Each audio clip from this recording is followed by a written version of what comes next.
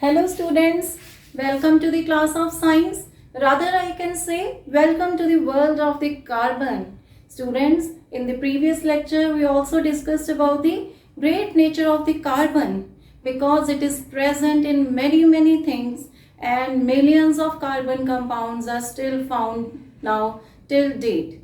So students, what is the reason? Because carbon is very minor in the earth's crust. Like students, its amount is only 0.02% in earth's crust, and students, it is 0.03% in the atmosphere in the form of the carbon dioxide. So the amount of carbon present is very less, but its nature is so versatile and it is present in almost all the things. So what is the reason why carbon is present everywhere? What are the two main features of the carbon which make it very versatile? That is the topic that we will discuss today, students. So students, the first property of the carbon, the first factor which has come to the notice about the carbon is that carbon has the ability to make the large molecules. Carbon has the ability to make bonds with atoms of the other carbon element to form large molecules of the carbon, like this.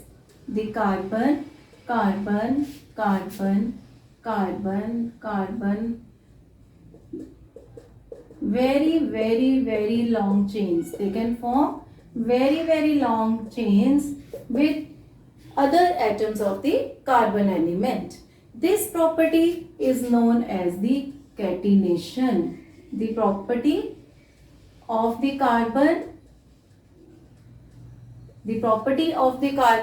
to make bonds with the atoms of the other carbon element to form large molecules of the carbon. Like student, so this is known as the catenation. It can be, these large molecules can be in the shape of the large long chains, or they can also be like branches. They can also show branches like this. They can also show branches, and they can also be in the form of the rings.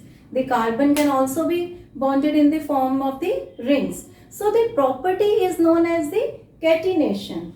One more thing is that students, the carbon can form bond, like it can also form a single bond. Carbon can also form a double bond. Carbon can also form a triple bond.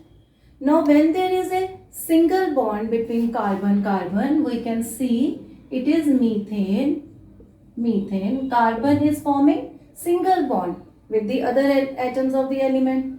And when it can also form double form, we can say it is ethene, like this. It can also form triple bond. It is ethylene. So it can form single bond, double bond or triple bond. When carbon is forming single bond, they are known as saturated carbon compounds. They are known as saturated carbon compounds. And when they are forming double or triple bond, they are known as unsaturated. They are known as unsaturated carbon compounds. They are known as unsaturated carbon compounds. Students, no other element has the ability of catenation. Right students? They cannot form these long chains and can form large molecules. There is one element, silicon, which can form long chains with hydrogen, but up to 7 or 8 bonds. Up to 7 or 8. But carbon can form long chains up to many extents. And moreover, the bonds formed between silicon and hydrogen, they are very reactive. They are very reactive and not stable. But the bond formed between the compounds formed with the carbon are very stable and they have strong forces of attraction. So this is the property which makes the carbon very versatile. Catenation, that the carbon can form the long chains or it can form bonds with atoms of other carbon element to form large molecules like this. This property is known as the catenation. So now students, we come to the second point, second property of the carbon which makes its nature so versatile. Second is, we know students, carbon has the symbol C, its atomic number is 6 and its electronic configuration is 2 and 4.